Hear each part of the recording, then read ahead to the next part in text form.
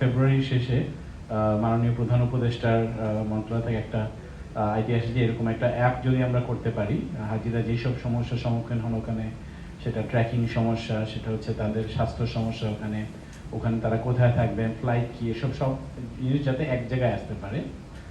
মাননীয় প্রধান উপদেষ্টা একটা আইডিয়া আজকে উনি বলেছেন যে হাজিরা যাতে হজে মনোনিবেশ করতে পারেন, কিন্তু এখন তাদেরকে অনেক কিছু করতে হয়, আশেপাশে অনেক চ্যালেঞ্জ থাকে।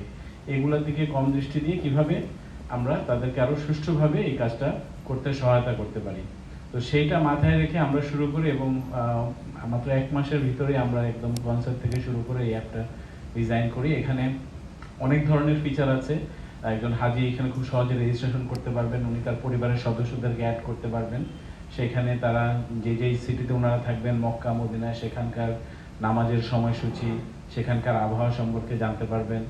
যখন যেখানে থাকবেন, ওনার হজের দিন কি কি অ্যাক্টিভিটি আছে, কখন কোন অ্যাক্টিভিটি, সেগুলো তারা খবর